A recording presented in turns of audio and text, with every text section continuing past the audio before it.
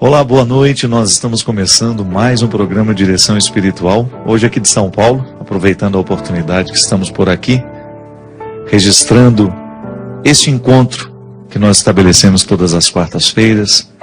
Agradeço muito a oportunidade de fazer parte da sua vida. Você que confia a sua vida ao programa Direção Espiritual neste momento, porque é assim mesmo. Nós precisamos escrever o estatuto de Jesus dentro de nós. O cristianismo é um conjunto de regras, claro. Nós nos orientamos às nossas condutas morais, nós observamos o que a igreja nos ensina. Mas antes disso, o cristianismo é uma experiência de intimidade. De um Deus que nos visita, que nos fala ao ouvido, que nos fala ao coração, e que a partir daquilo que Ele nos fala, a gente começa a estabelecer a nossa vida a partir dessas palavras.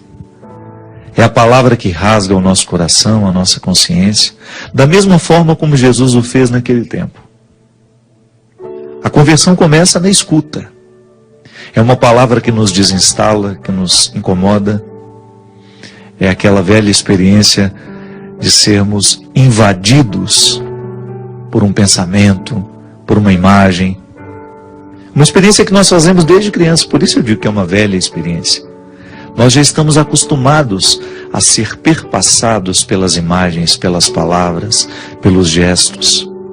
É assim que a gente se torna a gente.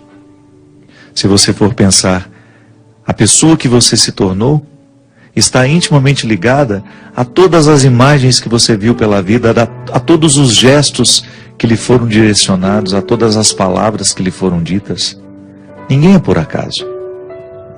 A gente vai sendo construído como pessoas aos poucos, como se nós fôssemos um grande mosaico, cujas pequenas peças foram colocadas em fases diferentes da nossa vida, por pessoas diferentes.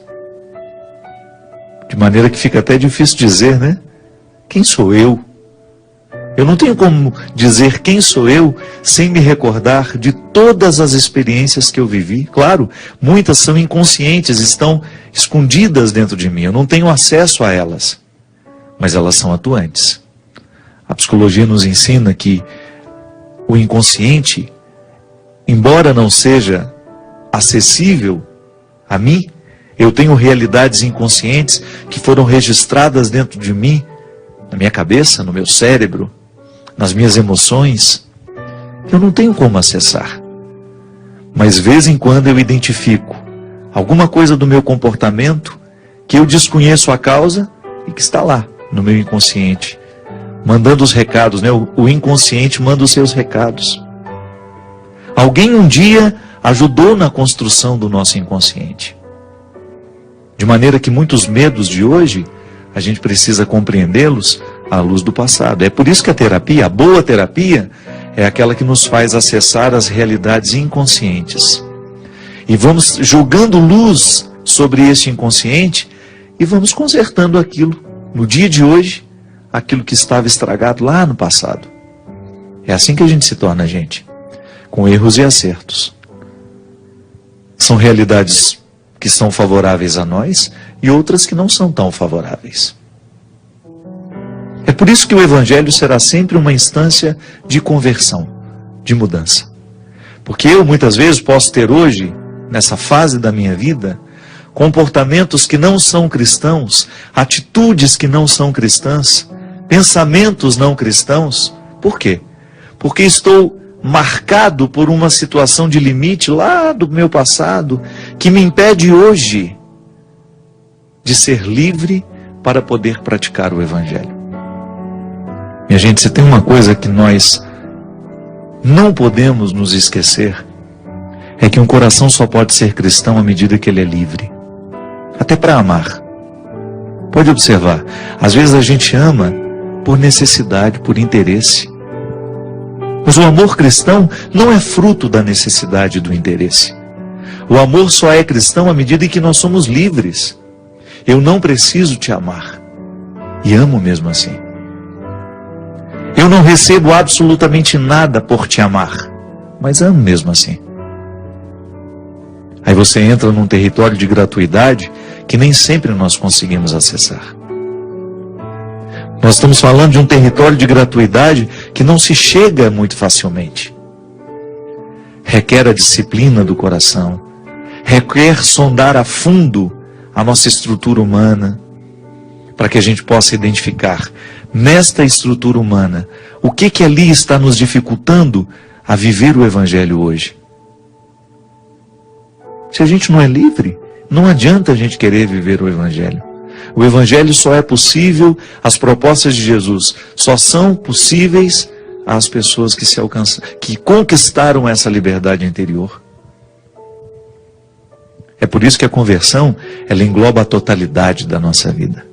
É por isso que nós não podemos falar de religião sem psicologia. A gente não pode falar de religião sem os conhecimentos antropológicos, sem os auxílios das ciências. Sim, porque olha como isso é fantástico.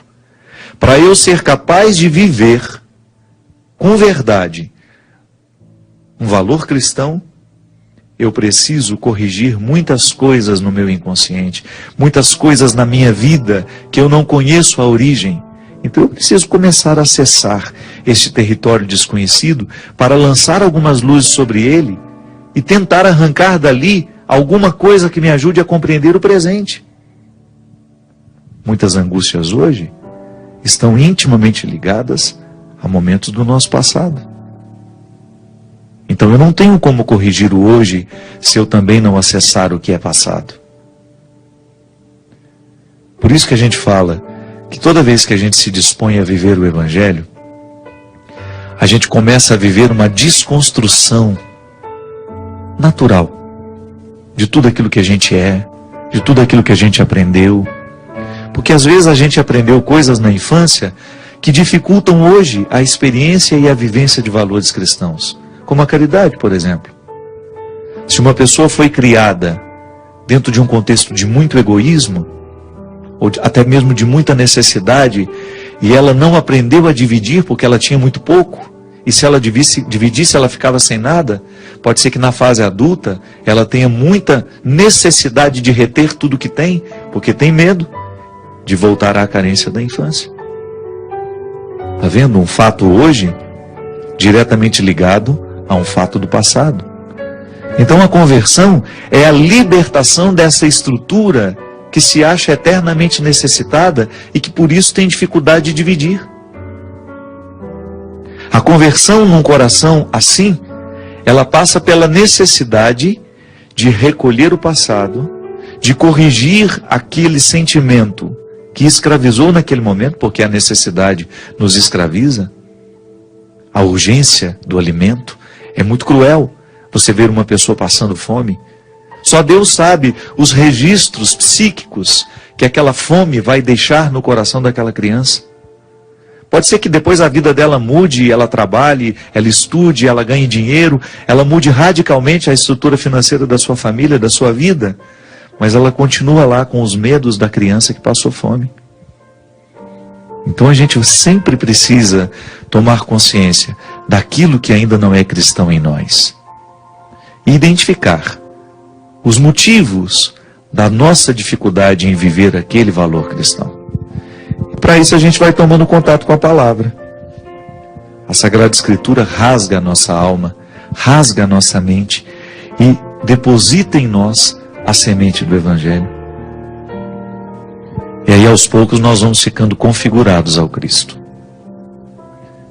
A minha mente que não é cristã, porque ela está marcada pelo pecado, ela está marcada pelos limites da minha história. Posso dizer isso. Claro que, graças a Deus, nós já avançamos muito. Temos muito cristianismo já na nossa mente. Mas pode ser que a gente encontre algumas pessoas que ainda não conseguiram captar quase nada do cristianismo por causa das dificuldades pessoais que enfrentou. Algumas pessoas enfrentaram dificuldades muito graves, humanas, limites humanos, que hoje impossibilitam essas pessoas de fazer uma experiência sincera do Evangelho. E aí a gente vai depositando essa palavra aos poucos em nós, né? Como se fosse uma água que a gente vai regando diariamente, uma semente para que ela cresça. Sempre que nós temos o contato com a palavra de Jesus, nós estamos julgando uma água Nós estamos regando a semente do cristianismo que há em nós. Por isso que nós não podemos viver um cristianismo sem a Sagrada Escritura. Eu não posso viver, eu não posso chegar ao resultado que Jesus quer de mim se eu não tomo contato com os seus ensinamentos, com as suas palavras. E nesse Evangelho de Lucas, capítulo 6, versículo 27, é uma sequência de ensinamentos duros, não são fáceis não, porque eles contrariam, muitas vezes, a lógica que nós aprendemos desde criança. Escuta isso para você ver. Ora, a vós que me escutais, eu digo, amai os vossos inimigos e fazei o bem aos que vos odeiam. Falai bem dos que falam mal de vós e orai por aqueles que vos caluniam. Vê se isso é natural para nós. Quando uma pessoa fala mal de nós, qual é a nossa primeira reação? É retrucar. É devolver a ela com a mesma moeda. Porque a gente tem aquela ilusória sensação de que nós estamos corrigindo o que o outro fez. Mas Jesus diz que não. Jesus diz que toda vez que uma pessoa falar mal de nós, nós deveremos devolver com uma palavra bendita. Aí você pode parar e pensar, mas isso é um prejuízo que eu não quero tomar, não. Isso é ser bobo. Não. Quando a gente experimenta neutralizar o poder da palavra, da maldade que o outro joga sobre nós, é como se nós corrigíssemos um pouco aquele prejuízo que ele nos causou. Falar bem de quem fala mal de nós. Você neutraliza o inimigo, porque toda vez que você devolve uma palavra maldosa àquele que falou mal de você, você alimenta o sistema do ódio. Quando você quebra o poder do ódio que aquela palavra provoca em você, você causa um bem enorme ao seu coração.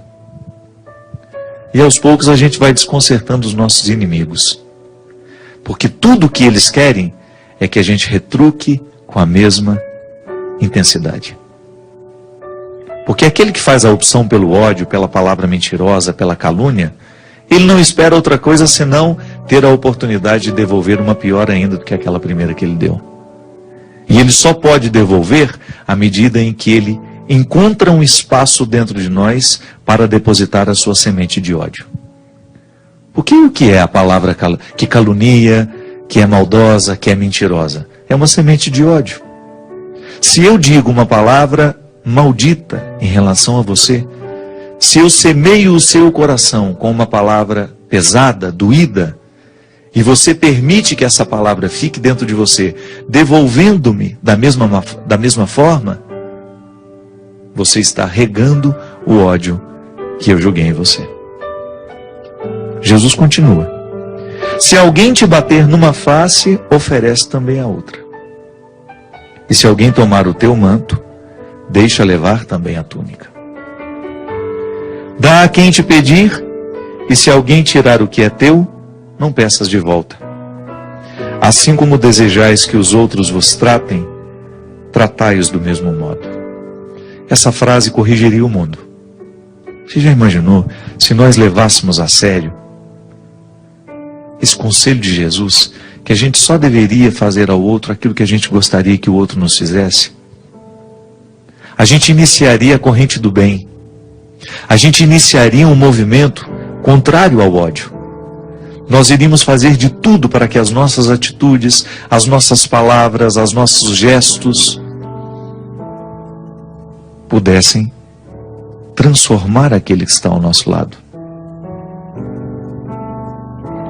Se amais somente aquele que vos amam, que valor tem nisso? Que valor tem a gente amar somente as pessoas que nos amam? Que valor tem a gente tratar bem somente as pessoas que nos tratam bem? Sabe, minha gente, de vez em quando eu fico pensando que o cristianismo perde o seu brilho cada vez que um cristão desiste de fazer o bem. A gente só pode entender a nossa vocação cristã, a vocação que é universal, porque esse valor, ele é um valor absoluto. Ainda que não creia em Deus, se uma pessoa toma essa regra de ouro, de fazer ao outro somente aquilo que gostaria que lhe fizesse, nós teríamos um mundo muito melhor. A gente teria condições de alcançar uma harmonia, ou até mesmo de viver dentro das nossas cidades com muito mais qualidade. Você já imaginou se o seu vizinho se preocupasse com você da mesma maneira como ele se preocupa com ele? Se dentro das nossas cidades, na nossa rua, no nosso bairro, se a gente conseguisse viver essa proposta, essa regra de ouro, que até mesmo os ateus podem observar. Qual é o mérito de amar quem nos ama? Você que está aí acostumado a lidar com quem você ama e com quem ama você, isso a gente já sabe. A gente precisa aprender agora a lidar com quem não nos ama. A gente precisa colocar uma semente de cristianismo entre nós que não nos amamos. Lidar com os que a gente ama, a gente já aprendeu um pouco. É claro que a gente ainda esbarra em dificuldades, porque também não é fácil lidar com quem a gente ama. A gente precisa encontrar o ponto de equilíbrio entre o não e o sim, o tanto que a gente permite, o tanto que a gente nega, o tanto que a gente cuida, o tanto que a gente precisa deixar um pouco descuidado para ver se o outro acorda. É um aprendizado constante lidar com quem a gente ama, mas é muito mais fácil lidar com quem a gente ama e por quem a gente é amado. Agora, você já parou para prestar atenção em como você trata aqueles que não te amam? Como você interpreta do ponto de vista cristão a responsabilidade de estabelecer com essa pessoa uma relação respeitável, de amizade? Amizade não no sentido de ficar convivendo, não, viu? É de ser amistoso. Porque, para nós cristãos, nós não temos o direito de tratar o outro com a mesma moeda. A regra de Italião não serve para nós, dente por dente, olho por olho. Essa não serve para nós. Nós estamos debaixo deste estatuto. E eu faço questão de colocar este trecho do Evangelho de Lucas, por ser ele um estatuto bastante difícil de ser compreendido. Porque pode parecer um prejuízo, pode parecer que nós estejamos abrindo mão do bom senso, pode ser que a gente esteja ficando bobo ao fazer isso, mas não. Na verdade, esse avesso, ele nos proporciona uma maturidade espiritual, uma maturidade afetiva, que vai nos beneficiar demais depois que ela for alcançada. Porque você vai esperar menos do outro. As nossas decepções, elas acontecem, não é porque o outro nos ofereceu muito pouco, é porque nós esperamos muito dele. Os nossos erros são aí, muitas vezes estão aí. O outro ofereceu aquilo que ele podia, mas nós esperávamos tanto, tanto, tanto. Projetamos tanto, imaginamos tanto o outro, que quando ele foi ele de verdade, não nos bastou. Quando a gente assume essa regra de ouro na nossa vida, quando a gente descobre que vale a pena a gente não revidar o mal com o mal, que vale a pena a gente não devolver a palavra cruel, que machuca, que vale a pena a gente engolir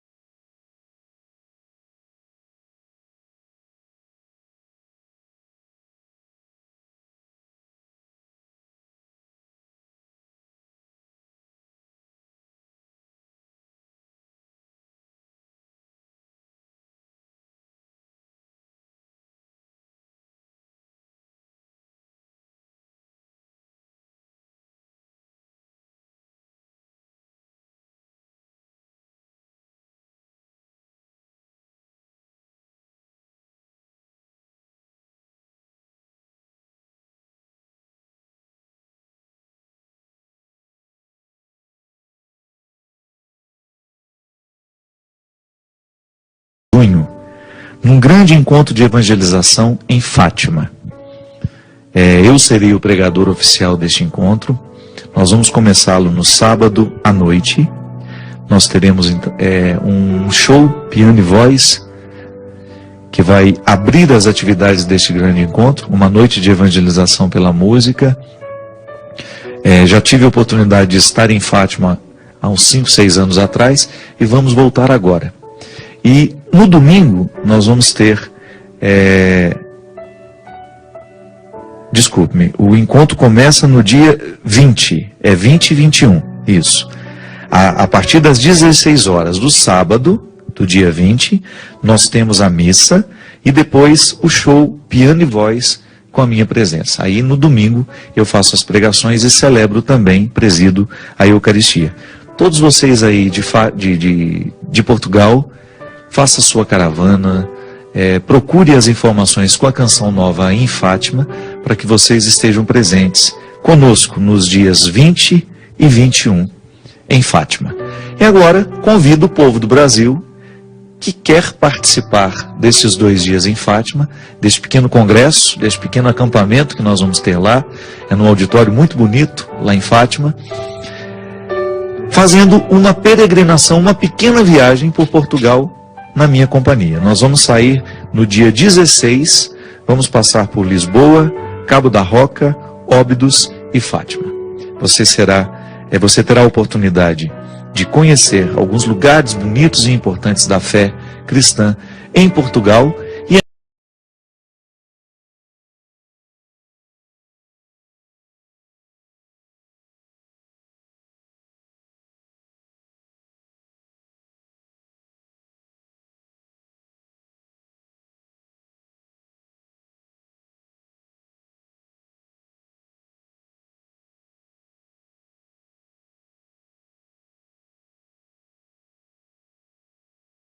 ter a oportunidade de viver dos dias 16 de junho até o dia 22. Você é o nosso convidado. O nosso CD, Deus no Esconderijo do Verso, continua à sua disposição, é o meu novo trabalho. Se você comprar aqui na Canção Nova, você ajuda a Canção Nova a pagar as suas despesas neste mês, que são muitas. A Canção Nova está passando por um momento de muita dificuldade, assim como todo o Brasil, né? A gente tem sentido os resultados da crise já tocando nas nossas casas, nas nossas contas. E você, ao comprar um produto aqui do Davi, que é o nosso departamento audiovisual, você também ajuda a manter esta obra de evangelização. Vamos atender a Valquíria, que nos escreve: Padre, eu acredito que o Senhor possa me orientar sobre um conflito que tenho vivido e que já me segue durante muito tempo da minha vida. Eu estou sempre tentando achar a melhor maneira de lidar com isso, mas não é fácil. Meu pai é alcoólatra, violento, agressivo, sempre tratou muito mal a mim, minha mãe, meus irmãos, constrangendo-nos, sem qualquer respeito e sempre nos criticando cruel e implacavelmente. Nunca entendi por que minha mãe continuou com ele. Lembro de uma pregação que o Senhor fez, em que o Senhor disse que nós não devemos deixar as pessoas nos jogarem os seus lixos. Mas parece ser mais complicado quando essa pessoa é o próprio pai. Aguentei a vida toda que ele jogasse o seu lixo sobre nós. Nunca consegui impor nenhuma condição minha a ele, pois ele nunca se submeteu a nada e, apesar de tudo, eu não queria perdê-lo. A ele e também a minha mãe. Trata todos como quer e pronto. Quando eu tentava reagir, ele me massacrava. Esse é o meu conflito, Padre. Amar o meu pai, mas ao mesmo tempo não conseguir conviver com ele sem me sentir humilhada, desrespeitada. Já tentei de todas as formas. Às vezes me afasto, às vezes me aproximo, mas é sempre muito doloroso. Às vezes também sinto pena dele. Hoje sou casada, feliz, mas ainda alimento esse conflito. Não sei se devo me afastar totalmente. Não sei se ainda sei como lidar com isso. Se fosse uma outra pessoa, eu com certeza me afastaria. Mas sendo meu pai, é bem mais complicado. Muito obrigado, Padre. Muito obrigada, Padre. Suas palavras têm sido uma luz no meu caminho. Quem nos escreve é a Valquíria. Muito obrigado, Valquíria. Eu sei o que você passa, minha filha, porque vejo de perto o tempo todo as consequências nefastas que o álcool provoca numa pessoa. Primeiro que toda vez que você tem uma pessoa viciada, você está diante de uma pessoa que perdeu a pertença. O que o vício faz? Ele age na vida de uma pessoa, privando-a de decidir, retirando dela toda e qualquer possibilidade de ser livre. Então aquele que tem a dependência do álcool, ele não sabe dizer não ao álcool. Ele vai com as necessidades que o álcool provoca na vida dela. E a gente sabe muito bem o tanto que o álcool provoca desarmonia dentro de casa. Porque não é fácil a gente conviver com uma pessoa que não se pertence mais. Com uma pessoa que não é capaz de decidir por ela mesma. E eu nunca vi um fruto positivo na vida de um alcoólatra. Vindo do álcool, nenhum fruto é positivo. É por isso que ele é radicalmente ruim. É claro que eu não estou falando de você beber de vez em quando uma cerveja com seus amigos, uma taça de vinho, mesmo que até Jesus gostava do vinho, foi o primeiro milagre que ele realizou. O primeiro milagre que Jesus fez não foi ressuscitar os mortos, não foi curar um doente, foi devolver a alegria a uma festa. Jesus gostava de uma festa, porque ele sabia que a festa é importante à vida humana. É importante o coração humano se alegrar, estar com os amigos. Jesus sabia das coisas. Era um homem de bom gosto. Ele multiplica o vinho justamente para nos demonstrar que a alegria deve fazer parte da nossa vida. Mas a gente sabe que o limiar é muito estreito. Entre um copo de vinho, uma taça de vinho, uma segunda, uma terceira, uma quarta, uma quinta, a gente sabe muito bem. O alcoólatra é aquele que não consegue estabelecer um limite para as taças de vinho. Uma pessoa que bebe socialmente para viver essa alegria, essa descontração que uma taça de vinho pode nos trazer, é aquela pessoa que está no controle da situação. Quando uma pessoa começa a depender deste álcool para ser feliz, então nós já estamos falando de um vício se estabelecendo. Porque as toxinas, as substâncias tóxicas, elas provocam isso nas pessoas. Uma sensação de alegria, de descontração, de leveza. A maconha faz isso, a cocaína faz isso, o LSD, o crack. É como se fosse um esquecimento da realidade. Então a vida daquela pessoa é tão ruim que ela busca uma droga para poder aliviar o peso que a vida tem. Nós não estamos falando de uma realidade fácil de ser administrada. Porque a partir do momento que o cérebro fica dependente dessa substância, já precisa de um tratamento. Valquíria, muitos lares são destruídos porque os pais ou as mães, porque existem muitas mães alcoólatras também, eu já vi muito de perto situações em que o contrário acontecia. O pai não era alcoólatra, a mãe era alcoólatra. Muitas famílias são destruídas pela violência que provém do álcool, justamente porque faltou a sabedoria de reconhecer, no momento em que este processo estava acontecendo, que ali estava se estabelecendo uma dependência. Minha filha, você já tem um quadro estabelecido. Um pai dependente do álcool, provocando estragos em vocês. Primeira coisa, se existe agressão física, isso é caso de polícia. Homem nenhum. O sacramento do matrimônio não pode ser um esconderijo para a agressão de homens a mulheres. Denunciar à polícia quando existe uma agressão física, e sobretudo quando isso vai se repetindo, é uma obrigação do filho ou da mulher que sofre essa agressão. Sabe por quê? Os homens precisam se responsabilizarem pelas suas atitudes. Tem muitos homens que viram verdadeiros monstros dentro de casa porque eles não são denunciados. Porque as mulheres passam tudo sozinhas. Porque os filhos, com medo de denunciarem o próprio pai, provocam a ele um mal pior, porque vão dando a ele o alimento que faz com que ele se torne cada vez pior, cada vez mais agressivo, que é justamente a clandestinidade. Eu não sei se no caso de vocês existe essa agressão física. Se há, dentro dos nossos lares, agressões físicas, nós precisamos procurar a justiça. Isso precisa parar.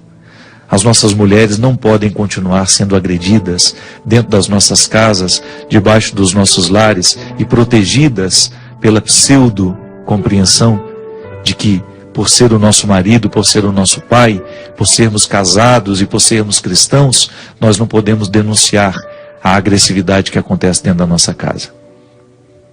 Eu tenho certeza que se Jesus encontrasse uma situação dessa, ele iria relatar assim: entregue à justiça e lá vamos resolver esse problema. Agora você fala de uma outra realidade, que é justamente como estabelecer com esta pessoa, como fazer para que a minha relação de filha com meu pai lhe prive, ou melhor, lhe barre no momento em que ele vem julgar sobre mim os seus lixos. Minha filha, toda a realidade difícil que nós temos dentro de casa precisa ser enfrentada.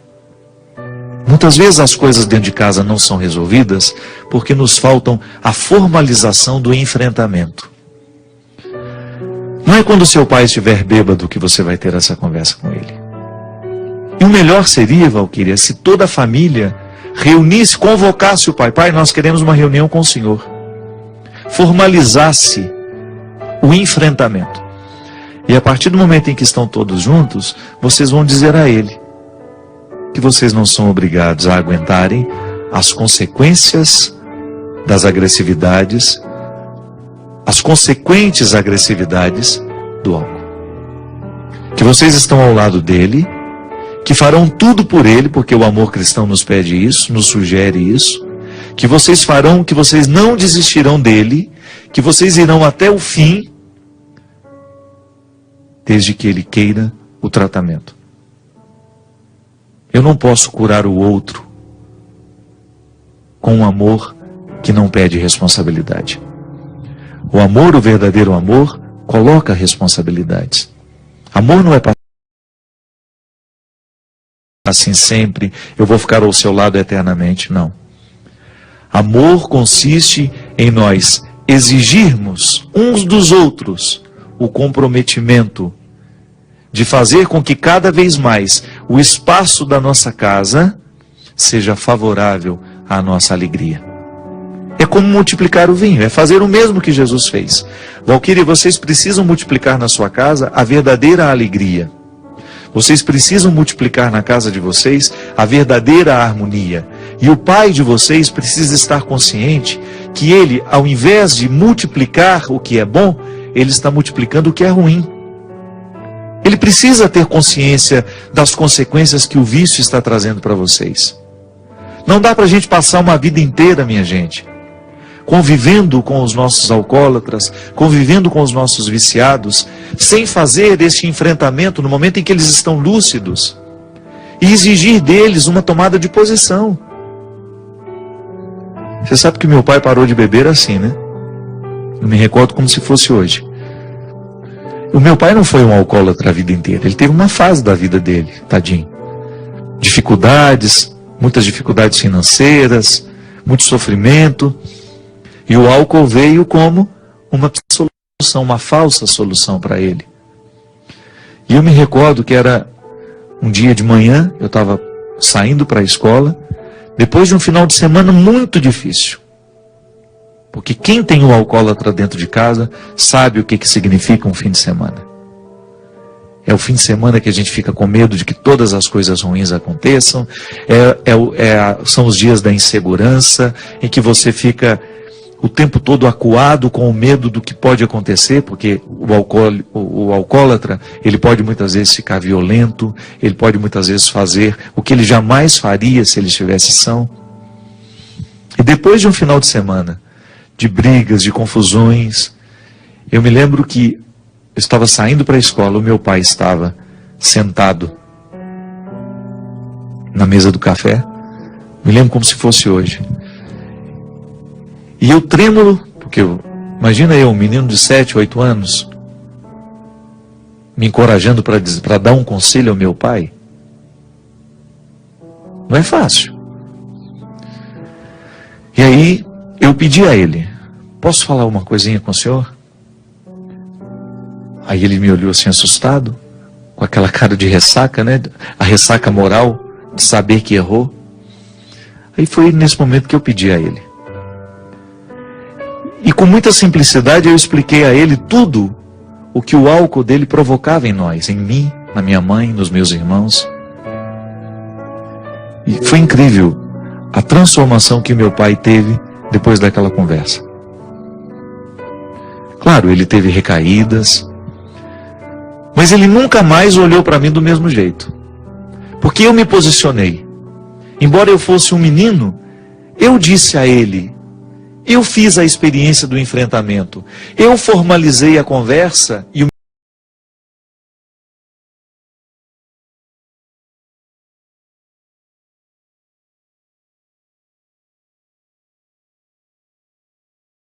ele não tinha tido ainda o meu respaldo, ele não tinha escutado de mim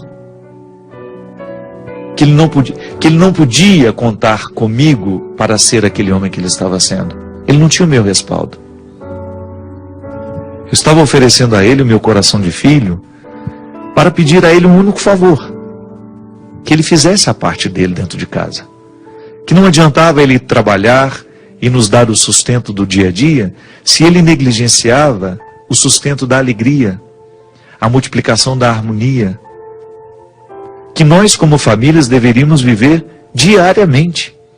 Uma família é mais feliz à medida em que cada filho, cada pai, cada mãe, cada irmão, cada tio, enfim, avô, avó, aquelas pessoas que constroem o cotidiano de uma casa.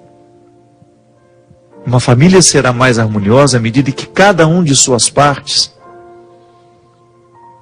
fizer a sua lição de casa, a parte que lhe cabe. Não tem como você esperar que uma família seja feliz a partir de uma única pessoa. O empenho não pode ser de uma única pessoa. E às vezes, Valquíria, o que nos falta é isso. É a gente dizer a ele, no momento em que ele pode ouvir, que o que está acontecendo não nos favorece. E você tem toda a razão. Nós não somos o depósito de lixo do outro. Nós não podemos aceitar essa condição. O outro erra, e nunca alguém diz a ele que aquele erro está prejudicando as estruturas da casa. Porque às vezes, o outro pode até ter a consciência de que está errando, mas lhe falta a formalização do pedido de socorro. E um filho sim tem o direito de pedir ao pai que ele faça, chamar a responsabilidade do pai. O filho sim tem o direito. É uma inversão de papéis. É uma inversão de papéis. Mas se os nossos pais não estão se comportando como adultos, cabe a nós pedir a eles esse comportamento. É lamentável. Esse processo de imaturidade cada vez mais crescente em nosso meio, as pessoas estão se casando muito imaturas, estão estabelecendo famílias, vínculos familiares muito cedo, sem nenhuma maturidade. Isso tem prejudicado demais. Isso tem feito com que cada vez mais as nossas estruturas sejam frágeis e fiquem fragilizadas e gerando outras estruturas frágeis. Porque um filho que não teve o aconchego de uma família, que não aprendeu a construir essa harmonia no dia a dia pela colaboração, porque o modelo familiar é de colaboração. Todo mundo precisa colaborar um pouco, até financeiramente. Me lembro, lá em casa sempre foi assim. Um filho pagava a água, um filho pagava a luz, o outro ajudava a comprar a alimentação, alguém pagava o açougue, era assim. É justo. A colaboração faz com que a gente se sinta parte integrante do todo. Mas não é só financeiramente, não. É a colaboração afetiva. Como é que eu posso colaborar afetivamente para minha casa ser uma casa feliz? Como é que eu posso fazer para que o meu lar seja um ambiente harmonioso? Eu não posso esperar isso só do outro. Eu tenho uma parte que me cabe. Seria uma imaturidade da minha parte dizer que os outros construirão um lar feliz para mim. E que eu tenho o direito de soltar todas as minhas farpas, todas as minhas fertas. Não.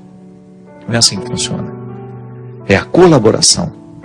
Eu colaboro para que o meu lar seja harmonioso. O meu pai colabora. E aí que é interessante, minha gente. Imagina, às vezes você tem os filhos todos no espírito de colaboração e um pai lá desgarrado, fazendo tudo como se fosse uma criança de 2, 3 anos, sem nenhuma responsabilidade, sem nenhuma consciência. Está na hora de a gente acordar. Qual é a colaboração que você dá do ponto de vista afetivo à sua família? Como é que você ajuda a sua família a ser mais harmoniosa? Qual é a parte que lhe cabe neste milagre de fazer um lar ser feliz? Se a gente não se responde com sinceridade a essa pergunta, a gente fica alheio ao nosso papel. Quando a gente responde com sinceridade a essa pergunta, a gente tem a possibilidade de analisar o nosso jeito de ser. Qual é o meu papel? Como eu colaboro afetivamente na harmonia do meu lar, para a harmonia do meu lar? Aí você entra no coração desse evangelho que nós começamos o programa hoje, que é justamente o espírito cristão, que é esse que me faz estar o tempo todo na busca de construir harmonias ao invés de semear ódios. O espírito cristão precisa perpassar as nossas relações humanas. Essa regra que o evangelho me coloca e que é tão difícil de ser alcançada: dar a face quando alguém nos bate, devolver o bem àquele que nos faz o mal, dizer palavras benditas àquele que nos amaldiçoa. Essa regra, quando ela é assumida dentro de casa, você pode ter certeza que ela é profundamente revolucionária. Porque o mundo que nós queremos transformar começa dentro do nosso coração. E se o nosso coração está transformado, a nossa família também será transformada por ele. Derrame o Deus Todo-Poderoso sobre o nosso coração, sobre a nossa vida, a sua bênção. Ele que é Pai, Filho e Espírito Santo. Amém. Até a semana que vem, se Deus quiser.